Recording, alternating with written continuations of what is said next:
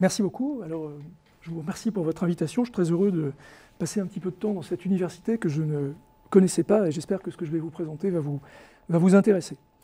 Alors, le dossier que je voudrais présenter aujourd'hui concerne la réception antique de ce que nous appelons les mythes de Platon.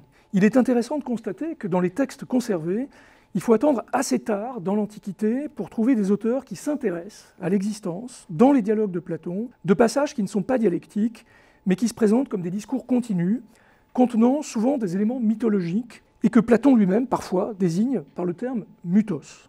Des auteurs platoniciens constituent, en général au IIe siècle de notre ère, Albinus ou encore Alkinos, aujourd'hui on les dissocie, ne mentionnent pas du tout l'existence de ce mode d'exposition chez Platon, pas plus que Diogène Laërce, par exemple. D'autres auteurs, en revanche, se sont intéressés aux mythes de Platon, parfois d'une façon négative. C'est le cas de l'épicurien Colotès, au IIIe siècle avant notre ère, qui attaquait Platon au motif qu'il avait parfois recours aux mythes, alors qu'il critique les mythes des poètes. Au début de l'époque impériale, cependant, se fait jour chez les platoniciens un intérêt positif pour cet aspect du discours de Platon. Plutarque, par exemple, note dans ses propos de table qu'à côté de la démonstration, Platon peut faire usage des fables, des mythologiais. Dans le traité sur le destin qui est attribué au même Plutarque, il est dit que Platon, avec le mythe d'Air dans la République, a évoqué la déesse Lacessis, non pas tragikos, mais théologikos, une expression que Chalcidius a traduit en latin par more theologorum, à la manière des théologues, c'est-à-dire des poètes inspirés. L'idée d'une proximité entre Platon et les théologues était également exprimée par des auteurs médio-platoniciens comme Cronus et Numenius, si l'on en croit l'Antre des nymphes de Porphyre. Mais elle devient très importante avec les néo-platoniciens à partir du IIIe siècle, qui posent à la base de leur interprétation de Platon le postulat de sa concorde, de sa symphonia, avec Homère, Hésiode, Pythagore et Orphée.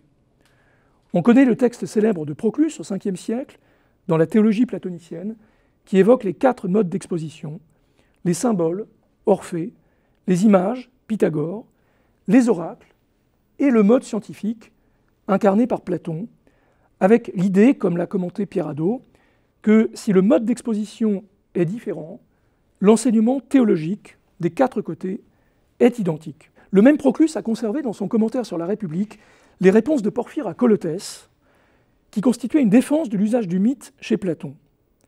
Porphyre affirmait, entre autres, que les mythes de Platon seraient en accord avec les sujets qu'il aborde. Pour parler des dieux, il faut le faire sur le mode inspiré. Et par ailleurs, que ces mythes, chez Platon, auraient un sens symbolique, donc caché. Proclus ajoute à ces arguments de Porphyre que les mythes de Platon auraient également une dimension pédagogique, la fiction devant nous mettre sur la voie de la science. Selon Porphyre, Platon n'était pas contradictoire quand il critiquait les poètes, car sa critique ne s'adressait pas aux mythes en eux-mêmes, mais simplement à leur allure indécente. Un autre texte de Proclus précise que cette indécence devait recevoir elle-même un sens symbolique, donc que la critique de Platon s'adressait moins aux mythes eux-mêmes qu'à ceux qui utilisaient les mythes pour éduquer des enfants, alors qu'ils s'adressent en réalité à des initiés. C'est la distinction que font à cette époque les néo-platoniciens entre les mythes pédagogiques et les mythes initiatiques. Du côté chrétien, les mythes de Platon ont connu une réception un peu analogue à celle que je viens de retracer brièvement, mais pour des raisons qui sont en partie différentes. D'abord, il faut rappeler que Platon, de manière générale, suscite chez les chrétiens de l'Antiquité 2 types de discours. Certains critiquent ses idées, l'accusent d'avoir émis des opinions contradictoires ou encore d'être à l'origine de certaines hérésies. Dans cette catégorie, on peut citer les noms de Tatien et de Théophile d'Antioche au IIe siècle, la réfutation de toutes les hérésies au IIIe siècle, ou encore, vers la fin du IVe siècle, Épiphane de Salamine, qui fait même de l'école platonicienne une hérésie à part entière. D'un autre côté, Platon bénéficie également chez les chrétiens d'une postérité plus positive. Dans la Grande Église, c'est-à-dire le courant majoritaire, institutionnel, Platon est même assez vite considéré comme le meilleur des philosophes, celui qui s'est approché au plus près de la vérité. Au IIe siècle, quand Justin raconte son itinéraire supposé, au début du dialogue avec Tryphon, sa rencontre avec un platonicien le remplit de satisfaction et prépare sa conversion au christianisme. Ce que les chrétiens aiment chez Platon, c'est ce que nous appelons aujourd'hui son idéalisme, c'est-à-dire sa conviction qu'il existe une réalité supérieure, divine, par rapport à laquelle se définissent les objets sensibles comme les principes éthiques. Et Platon, pour plusieurs auteurs chrétiens, doit surtout être loué pour sa conception de Dieu, qui serait, dans leur esprit, très proche de la conception biblique, celle d'un Dieu unique, créateur du monde et exerçant une providence. C'est donc le Platon théologien que retiennent surtout les auteurs chrétiens, et il y a là une première convergence remarquable avec l'évolution de la figure de Platon dans le platonisme des premiers siècles, ce que nous appelons le médio, puis le néo-platonisme. Une seconde convergence consiste dans l'émergence d'un discours concordiste qui, chez les chrétiens, tente à rapprocher Platon de certaines doctrines ou de certains passages bibliques, là où les platoniciens le rapprochaient plutôt des théologues, on vient de le voir, c'est-à-dire des figures inspirées. Justin est, par exemple, le premier chrétien à rapprocher le Timée du récit de la création dans la Genèse, ou à noter que Platon, comme les chrétiens, aurait cru en un jugement après la mort. La théologie chrétienne naissante dans la Grande Église, mais aussi dans certains courants gnostiques, est ainsi, dès le IIe siècle, fortement imprégnée de concepts qui viennent de Platon ou du platonisme de l'époque impériale. Pour justifier ces reprises, les auteurs disposent de 3 explications. La première consiste à penser que si Platon dit parfois la même chose que la Bible, c'est parce qu'il aurait pratiqué la raison, le logos. Or, le logos, pour les chrétiens, c'est avant tout le Verbe de Dieu, celui qui a aussi inspiré les prophètes. C'est l'idée qu'on trouve par exemple dans l'Apologie de Justin, dans un développement très célèbre, souvent cité, qui d'ailleurs ne nomme pas Platon, mais plutôt Socrate. Une autre explication très populaire consiste à dire que Platon se serait inspiré de la Bible. Justin affirme ainsi qu'un passage du Timée, sur la lettre Qui, serait inspiré d'un passage précis des Nombres, 21-9. Clément d'Alexandrie, au début du IIIe siècle, dira quant à lui que le passage célèbre du Théétète 176b, sur l'assimilation à Dieu, serait repris du Deutéronome 13-5, « Suis le Seigneur ton Dieu ». Donc les chrétiens, dès le IIe siècle, surtout dans la Grande Église, commencent à faire un certain nombre de rapprochements précis entre des textes de Platon et des textes de l'Écriture. Une troisième façon d'envisager la proximité de Platon avec les énoncés bibliques consiste à croire que le philosophe, comme les prophètes, aurait bénéficié d'une inspiration. Cette idée a surtout été émise par Clément d'Alexandrie, qui, de façon générale, propose, dans les Stromates, de lire la philosophie comme un testament des Grecs, et qui, à propos de Platon, dit parfois qu'il aurait été divinement inspiré, dans le Stromate 1 ou encore le Stromate 5. Cette idée, cependant, n'a pas eu une grande postérité dans l'Antiquité chrétienne, certainement parce qu'elle a été jugée trop audacieuse et trop proche des idées des païens eux-mêmes. On sait qu'un médio-platonicien, Atticus, au IIe siècle, considérait déjà que la philosophie de Platon viendrait des dieux, une idée qui va devenir ensuite un véritable dogme chez les néo-platoniciens. Malgré tout l'intérêt que suscite chez les premiers chrétiens l'œuvre de Platon, les mythes du philosophe font l'objet d'une réception plus mitigée. Les penseurs gnostiques se sont peut-être inspirés des mythes qui, chez Platon, évoquent la destinée des âmes, dans le Phèdre, le Phédon, ou encore dans la République, le mythe d'Air. Origène lui-même, au IIIe siècle, s'inspire probablement du Phèdre, le mythe de l'âme, pour construire sa théorie de la préexistence et de l'incarnation des âmes. Mais en général, à de rares exceptions près, les mythes de Platon ne semblent pas intéresser les auteurs chrétiens, a fortiori ceux de la Grande Église. Il est remarquable que dans une œuvre qui est censée s'inspirer du banquet, le banquet des 10 Vierges, méthode d'Olympe, à la fin du IIIe siècle, ait conservé la forme littéraire du dialogue, qui est fondée sur une succession de discours, mais n'a absolument pas repris les mythes de Platon. Il n'a pas cherché à réécrire, à christianiser les mythes de Platon. Pourtant, c'est dans les mythes de Platon que les chrétiens auraient pu trouver les parallèles les plus clairs entre leurs idées et celles du philosophe, sur la nature de l'âme, sur le divin, sur l'eschatologie. Or, dans les apologies qu'ils écrivent pour défendre le christianisme, les chrétiens citent souvent Platon, mais n'évoquent presque jamais ces mythes. Et quand ils le font, c'est ou bien pour noter la supériorité de l'écriture par rapport aux philosophes, c'est ce que font par exemple Justin et Athénagore concernant le mythe final du Gorgias, qui est rapidement évoqué, mais pour être comparé à la doctrine plus haute de la Bible, ou bien ils s'en sortent avec des allusions très rapides. Je pense que cette relative absence des mythes de Platon chez les auteurs d'apologie s'explique pour plusieurs raisons. D'abord, une raison technique. Si les apologies utilisent souvent Platon comme un témoin en faveur des doctrines chrétiennes, les auteurs d'apologie s'appuient en général sur des citations brèves. Or, les mythes présentent toujours une certaine longueur. Il n'était donc pas facile pour eux d'y faire des allusions précises. Donc il y a une première raison qui, à mon avis, est une raison technique. C'est pas facile de citer un mythe platonicien parce que c'est très long. Ensuite, les mythes de Platon évoquent souvent les dieux du paganisme. Il était donc délicat de les utiliser pour rapprocher Platon du christianisme.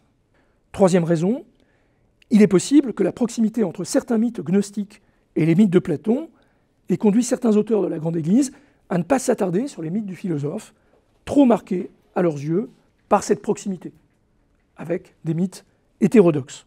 Enfin, il est possible que les auteurs chrétiens aient préféré mettre en valeur un Platon dialecticien, rationnel, plutôt qu'un Platon mythologue. D'abord parce que cela leur permettait de montrer, sur la base de l'accord supposé de Platon et des Écritures, la rationalité de la Bible elle-même. Donc ils avaient un premier intérêt à mettre en avant le côté rationnel chez Platon. Ensuite, il faut rappeler que les chrétiens reprennent souvent à leur compte la critique platonicienne des poètes, qui leur permet de dénoncer les mythes traditionnels. Or, il ne s'agissait pas de mettre trop en valeur un aspect du discours platonicien qui aurait pu tomber sous le coup de la même critique. Enfin, il est possible que les auteurs aient préféré éviter de trop s'attarder sur le Platon mythologue, parce qu'il était entendu, pour la plupart d'entre eux, que seule la Bible était un texte inspiré. Or, on a vu qu'à l'époque des premiers chrétiens, l'existence de mythes chez Platon conduisait les platoniciens à l'idée qu'il était un théologue, c'est-à-dire lui-même un homme inspiré.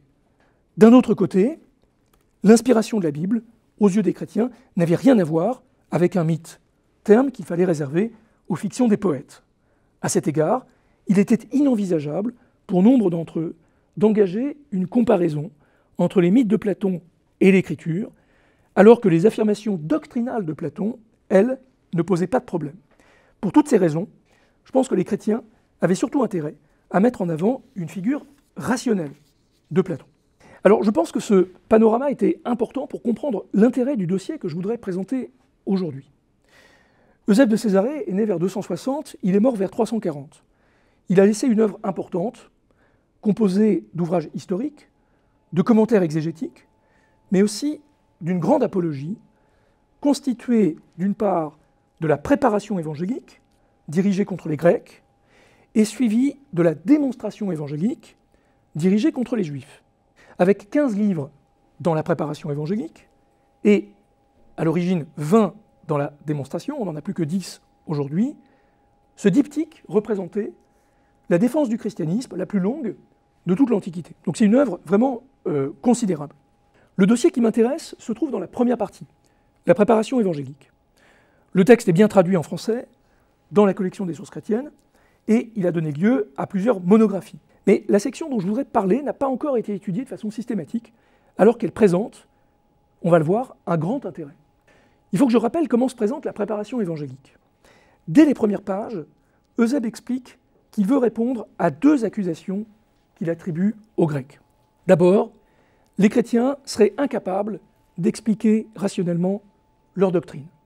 Ensuite, ils auraient eu tort de quitter l'hellénisme pour embrasser les livres des Juifs. Autrement dit, les chrétiens sont considérés comme des apostats.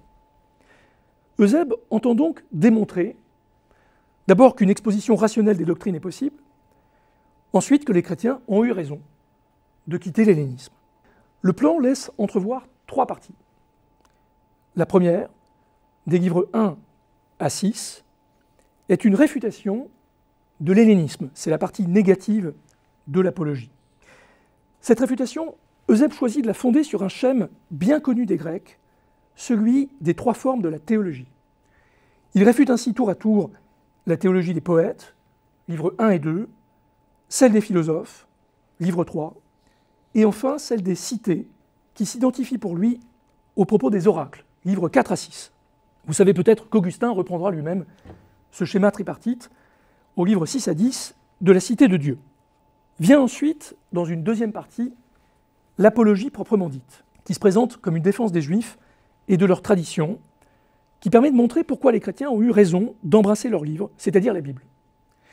Le livre 7 défend les Juifs à partir des auteurs juifs eux-mêmes, Pseudo-Aristée, Philon, Joseph. Les livres 8 et 9 engagent la même défense, mais cette fois à partir des auteurs grecs qui ont parlé des Juifs. Le livre 10, enfin, montre que les Grecs ont constamment emprunté aux barbares.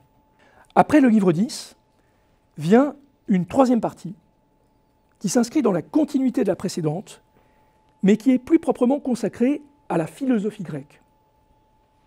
Après avoir démontré la dépendance des Grecs à l'égard des Juifs, Eusèbe veut plus précisément illustrer cette dépendance à partir de l'exemple de Platon.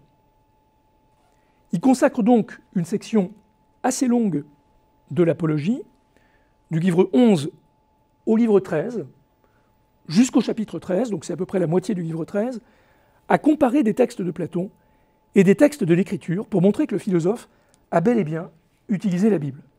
La fin du livre 13 apporte un complément en montrant que si Platon dit parfois la même chose que la Bible, il s'est aussi souvent trompé et a été souvent en contradiction avec lui-même.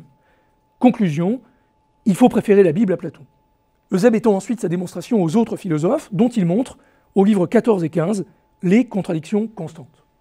La préparation évangélique intéresse depuis longtemps les historiens de la philosophie, car elle a préservé un grand nombre de textes philosophiques, de Plutarque, de Porphyre, du pseudo-Plutarque par exemple, dont Eusèbe est notre seul témoin. Ce fait est dû à la méthode d'Eusèbe, très particulière, parce qu'elle est fondée souvent sur l'usage des citations utilisées comme des témoignages en faveur de la thèse qu'il défend. Et ce qui est très nouveau par rapport à ses prédécesseurs, c'est que Eusèbe fait souvent des citations qui sont très longues et qui, dans nos éditions, courent sur plusieurs pages. Mais la préparation évangélique présente également d'autres intérêts liés à l'histoire de la philosophie. J'ai organisé en 2019 un colloque sur Eusèbe et la philosophie, les actes ont été publiés l'an dernier, qui a montré qu'au-delà des citations, Eusèbe avait une bonne compréhension des problématiques philosophiques et qu'il utilise sciemment des concepts ou des modes d'exposition qui viennent de la philosophie. Nous savons qu'il disposait à Césarée, on est en Palestine, d'une bibliothèque importante, et il n'est pas impossible qu'il ait reçu dans sa jeunesse une formation philosophique. Je rappelle qu'il est le premier chrétien à citer Plotin et Porphyre. Le dossier qui m'intéresse se trouve dans la longue comparaison de Platon et de l'Écriture qui court du livre 11 à la moitié du livre 13. On a affaire, dans l'histoire de la littérature chrétienne, à la tentative la plus complète, la plus systématique, de comparaison entre Platon et la Bible.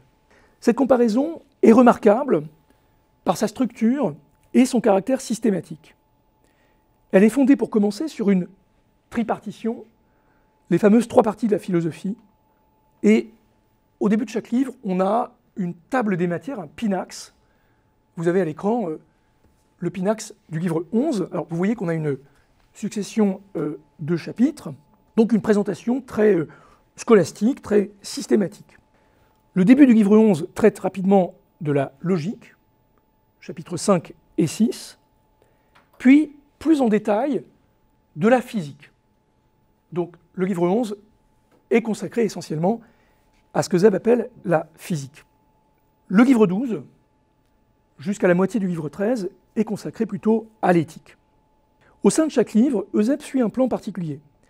L'exposé sur la physique commence avec Dieu et suit une logique descendante qui évoque le Verbe, l'Esprit, les puissances célestes, les âmes, et finalement la résurrection des morts et le jugement qui les attend. Ces deux points, tripartition de la philosophie, exposition descendante, rattachent Eusèbe à une certaine tradition doxographique, illustrée par exemple chez Diogène Laërce. C'est ainsi que Diogène Laërce présente également les doctrines de Platon. L'exposé est constitué d'une série de képhalaïa, c'est-à-dire de chapitres qui portent tous un titre indiquant le sommaire de ce qu'on va trouver dans chaque képhalaïon. Karl Brass, éditeur d'Eusèbe, a démontré que ces titres étaient d'Eusèbe lui-même. Dans chaque chapitre, un ou plusieurs textes de Platon sont cités et mis en parallèle avec un ou plusieurs textes bibliques. C'est quasiment une synopse, en fait, qui permet de relire Platon à la lumière de la Bible. Alors ces fameux textes bibliques, le plus souvent, ils sont tirés de l'Ancien Testament, mais parfois, Eusèbe cite également le Nouveau Testament. Dernier point, Eusèbe ne se contente pas de citer les textes, la plupart du temps, il ajoute un petit commentaire. Nous sommes donc en présence d'un ensemble textuel qui est tout à fait intéressant, et dont il n'existe aucun parallèle conservé dans la littérature antérieure. Cet ensemble se présente comme une exposition particulière de la philosophie de Platon sous un aspect doxographique. Malgré son caractère systématique, l'exposition reste bien sûr très sélective, puisque Zeb ne retient des idées de Platon que ce qui l'intéresse, et elle consiste surtout à interpréter Platon à la lumière de la Bible. Ce qui est intéressant, c'est que Zeb s'applique tout autant à relire la Bible à la lumière de Platon. Autrement dit, ça fonctionne également dans l'autre sens. On le voit quand, pour présenter tel passage biblique, il utilise des concepts qui viennent de Platon ou de la tradition platonicienne. Par exemple, il reprend le titre de l'Énéade 5.1 sur les 3 hypostases principes pour parler de la Trinité. J'ai dit que cet ensemble n'avait pas de précédent à tester. Mais à la suite d'une suggestion de Henri-Dominique Saffré, j'ai plusieurs fois essayé de montrer qu'il pouvait, ça et là, être inspiré d'une œuvre perdue d'Origène, les Stromates, composée dans les années 220. D'après Jérôme, qui en donne une description dans sa lettre 70, Origène aurait voulu imiter Clément d'Alexandrie, auteur lui aussi de Stromates, mais il aurait cherché plus précisément, je cite Jérôme, à démontrer toutes les doctrines de l'Église à partir de Platon, Aristote, Numénius et Cornutus. Cette œuvre était donc au moins en partie constituée d'une comparaison entre les doctrines chrétiennes, sans doute à partir de la Bible, et au moins 4 philosophes. Aristote et Cornutus sont absolument absents de la démonstration de Zeb, mais Platon et Numénius sont présents. Numénius est parfois cité comme un exégète de Platon. Plus précisément, il y a un parallèle précis entre un chapitre du livre 12 chez Eusèbe et un fragment des Stromates d'Origène, on a la chance d'avoir quelques fragments, ainsi que des parallèles plus nombreux entre d'autres développements d'Eusèbe dans cette comparaison et des textes d'Origène sur le tétragramme, sur les noms de Dieu, ou encore sur le sens des lettres hébraïques, qui tentent à montrer que Eusèbe a très probablement utilisé cette œuvre d'Origène. Il ne faut donc pas perdre de vue, quand nous parlons de cette comparaison de Platon et de la Bible, que son contenu peut, au moins en partie, remonter à un auteur qui est antérieur d'1 siècle à Eusèbe. C'est-à-dire, finalement, nous transmettre une réflexion qui est en fait bien antérieure à l'époque de l'évêque de Césarée. Si Eusèbe dépend d'Origène, il a quand même actualisé son dossier de texte, puisqu'aux côtés de Platon et d'autres auteurs anciens, il cite des philosophes plus modernes, qu'Origène ne connaissait pas, comme Plotin et Porphyre. Donc il y a eu aussi un travail d'actualisation de la part de Zeb.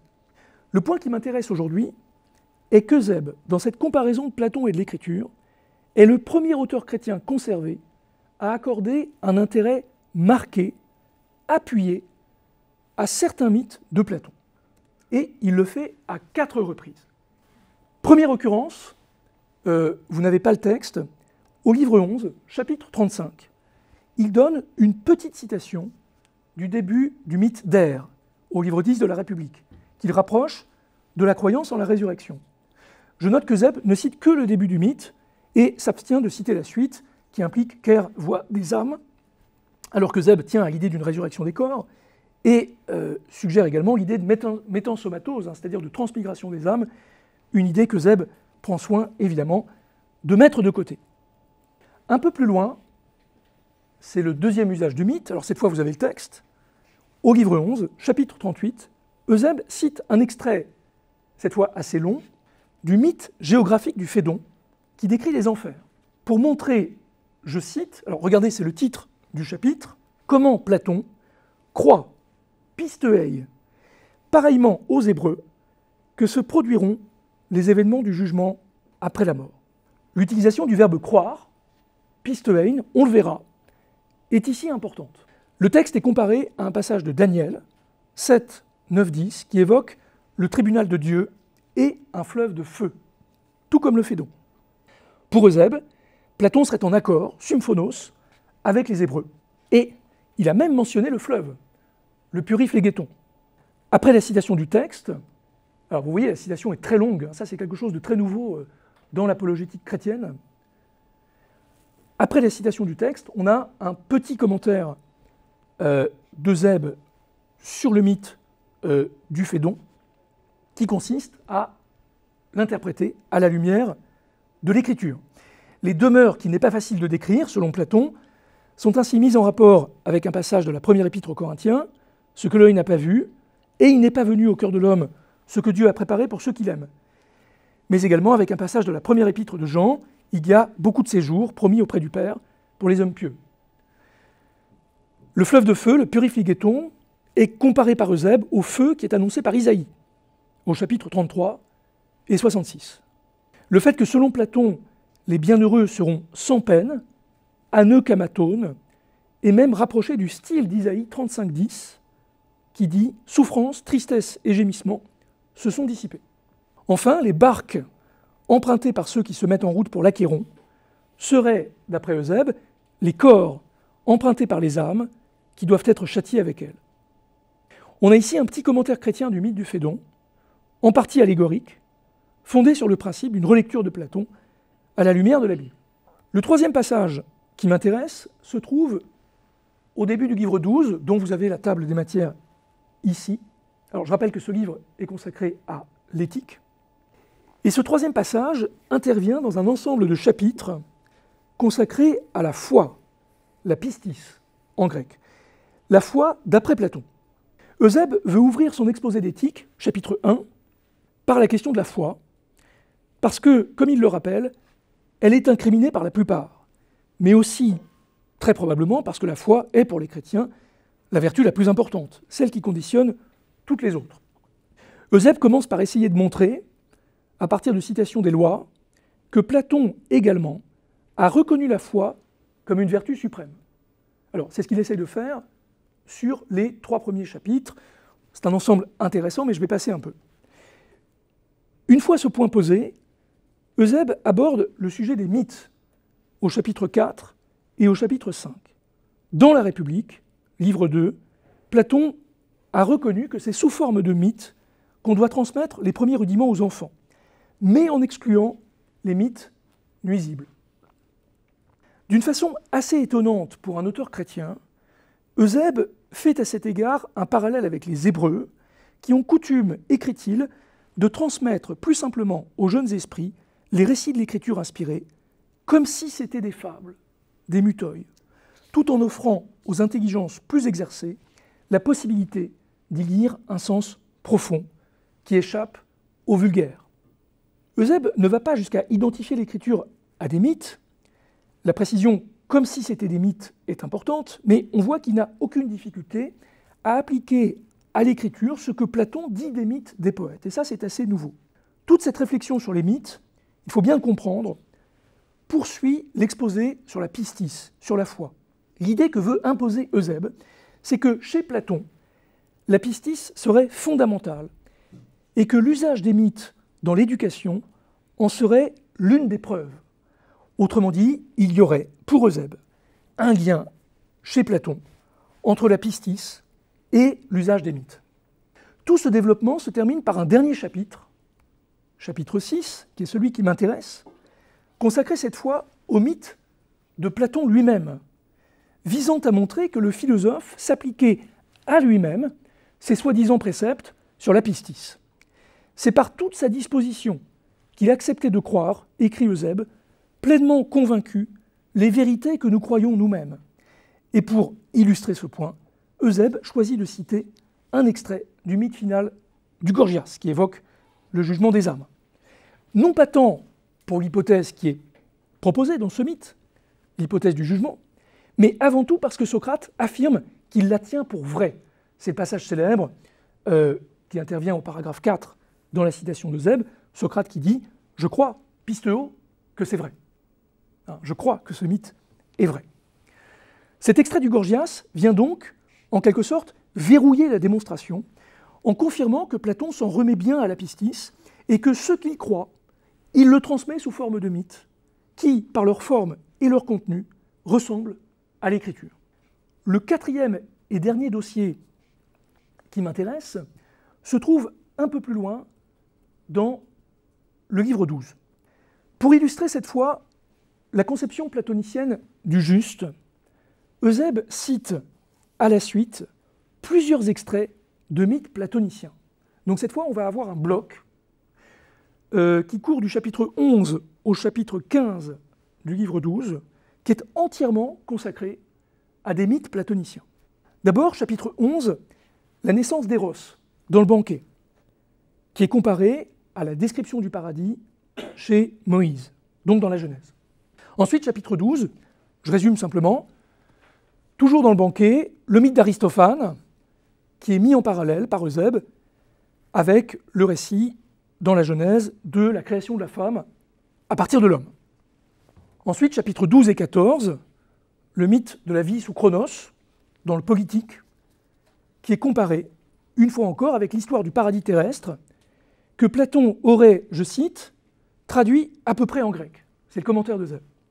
Voilà, donc la vie sous Chronos, ce serait finalement une réinterprétation du paradis dans la Genèse, avant évidemment la faute d'Adam et Ève. On a enfin le chapitre 15 qui évoque le mythe du déluge dans les lois 677a. Et bien sûr, ce mythe est comparé une fois encore à la Genèse, le chapitre 4. Eusèbe note que Platon a mentionné cet événement dans le préambule de son livre 3 des lois, de même que Moïse mentionne l'histoire de Noé dans le préambule de sa législation. Et il en conclut que Platon aurait imité Moïse. Eusèbe poursuit donc ici la relecture chrétienne des mythes de Platon, dont il s'efforce d'identifier, chaque fois, la source biblique supposée. Alors vous voyez que l'ensemble du dossier est déjà remarquable en lui-même, je ne crois pas que ce soit un dossier très connu. C'est la première fois dans la littérature chrétienne conservée que nous trouvons une tentative aussi dense, aussi détaillée, pour commenter les mythes de Platon dans un sens chrétien. Et cela pose au moins deux questions. D'abord, tous ces propos sur les mythes de Platon sont-ils bien originaux? Ou bien Eusèbe a-t-il des prédécesseurs chrétiens? Dans l'œuvre conservée d'Origène, et il faut rappeler qu'une grande partie de cette œuvre n'a pas survécu, on trouve au moins un parallèle précis avec notre dossier. Il s'agit d'un passage du Contre Cels. Alors je rappelle que le Contre Cels, c'est la réfutation qu'Origène compose contre les attaques du philosophe Cels. C'est un ouvrage qui a dû être publié vers 248. Au livre 4, vous avez le texte à l'écran, Origène propose une lecture du mythe de la naissance d'Éros dans le banquet, qui est très proche de celle d'Eusèbe. La citation du texte platonicien commence au même endroit chez les deux auteurs, et Origène, comme Eusèbe, rapproche ce mythe de la description du paradis, tout en suggérant que l'un et l'autre ont un sens symbolique. Origène ajoute un commentaire précis du mythe, qui est absent chez Eusèbe, mais dont la forme rappelle la façon dont Eusèbe, on l'a vu, interprète un autre mythe, le mythe du Phédon. D'après Origène, Peña, la pauvreté, serait le serpent de la Genèse, et Poros, expédient, ce serait l'homme auquel le serpent s'en prend. Et Origène se demande si Platon a trouvé cette histoire par hasard, ou si c'est en Égypte qu'il a pu être en contact avec des traditions juives. Origène fait, pour finir, un renvoi à son commentaire sur la Genèse, mais je peine à croire qu'il y ait évoqué le mythe de Platon. Je pense que ce renvoi concerne plutôt l'histoire du paradis. Alors ce parallèle entre le dossier d'Eusèbe et ce passage du Contre Cels tend à montrer que le dossier d'Eusèbe a très probablement une source origénienne. Le Contre Cels ne peut pas être à lui seul cette source, puisque de tous les mythes évoqués par Eusèbe, seul celui de la naissance d'Éros se trouve commenté dans le Contre Cels. On peut donc se demander, une fois de plus, si le dossier d'Eusèbe ne remonte pas à un autre ouvrage d'Origène, et donc au Stromate. Il me semble que là, on a un élément pour aller un petit peu dans cette direction. Il faut préciser qu'Origène s'inscrivait lui-même dans une perspective de lecture de Platon qui est typique de la tradition alexandrine. On pourrait s'attarder sur les gnostiques d'Alexandrie, mais pour en rester à la Grande Église, je voudrais rappeler que, un peu avant Origène, Clément d'Alexandrie, dans ses propres Stromates, citait le cas des mythes de Platon, c'est au Stromate 5, comme des exemples de textes qui, comme la Bible, doivent recevoir une interprétation allégorique. Parmi les mythes cités par Clément, vous avez le texte, 3 se retrouvent dans le dossier d'Eusèbe. Le mythe d'Air, le mythe final du Gorgias et celui du Phédon. Enfin, dans un autre passage du Stromate 5, Clément donnait déjà un petit commentaire du mythe d'Air en rapport avec la résurrection, un petit commentaire qui annonce celui d'Eusèbe de Césarée. On pourrait remonter même au-delà de Clément et avant les chrétiens et évoquer le cas de Philon d'Alexandrie, que Clément connaissait et dont Anita Measson, en 1986, a étudié la connaissance qu'il avait des mythes platoniciens. Il y avait donc à Alexandrie une tradition de lecture des mythes de Platon comme texte allégorique susceptible d'être mis en rapport, pour cette raison même, avec les Écritures. La seconde question que pose le dossier d'Eusèbe, et plus largement le dossier alexandrin que je viens d'évoquer, est celle de savoir dans quelle mesure ces lectures juives puis chrétiennes des mythes de Platon peuvent avoir un lien avec l'exégèse que les platoniciens, à la même époque, consacraient à ces mythes. En apparence, on n'a pas du tout affaire au même type d'interprétation. Origène, puis Eusèbe, lisent Platon à la lumière de la Bible. Ensuite, dans le détail, la comparaison est rendue très difficile par la perte d'une grande partie de la littérature exégétique platonicienne. Si je reprends les dialogues platoniciens qui contiennent les mythes cités par Eusèbe, le seul commentaire conservé au Gorgias est celui d'Olympiodore. Il est très tardif. Aucun commentaire au banquet ou aux politiques n'a survécu, à ma connaissance. Les deux seuls commentaires au Phédon que nous avons sont ceux de Damascus et d'Olympiodore. Le seul commentaire à la République qui ait survécu est celui de Proclus. S'ajoutent à cela des commentaires incidents dispersés dans la littérature platonicienne. Le peu de choses que nous avons confirme l'ampleur des divergences entre la lecture philosophique et la lecture chrétienne des mythes de Platon. Pour Plotin, par exemple, le jardin, dans le mythe d'Éros, symboliserait les représentations qui jaillissent dans l'intellect, et Peña, la pauvreté, serait la matière. Du Phédon, Damascus et Eusèbe commentent le plus souvent des passages différents du mythe. Donc on ne peut pas les comparer. Et le commentaire d'Olympiodore n'est pas conservé pour cette section du mythe du dialogue de Platon. Le seul point de contact entre Damascus et Eusèbe concerne l'interprétation du puriflégéton. Mais il n'est pas très intéressant. On se souvient que chez Eusèbe, le fleuve représente le feu. Bon, c'est inscrit dans son nom, mais pour Eusèbe, c'est le feu divin. Donc en fait, c'est la colère divine. Chez Damascus, c'est l'élément qu'est le feu, mais également un point cardinal particulier qui est l'Est. Bon, il n'y a pas vraiment de rapprochement possible entre les deux auteurs. Mais si on laisse de côté le détail de ces commentaires, et je terminerai sur ce point, la lecture chrétienne des mythes de Platon présente au moins un point commun avec celui des néoplatoniciens.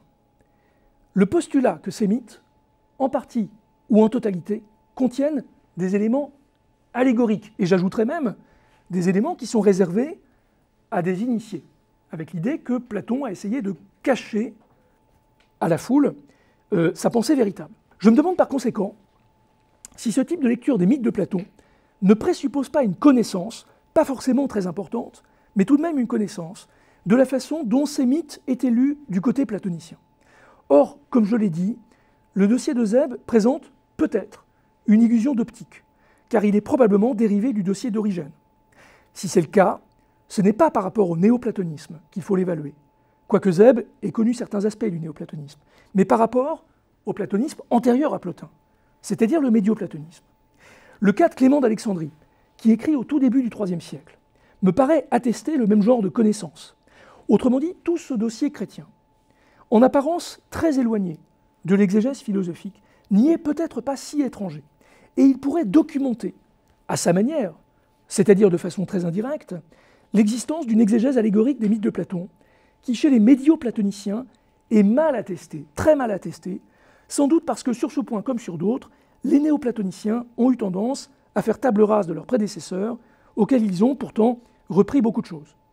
Il n'est pas impossible d'ailleurs que dans l'entreprise d'Origène, dans ces stromates, il y ait eu une intention de subvertir une certaine lecture philosophique des mythes de Platon pour les rattacher plutôt à la tradition biblique. Peut-être d'ailleurs, Origène évoquait-il d'autres mythes qu'Eusèbe n'a pas conservés.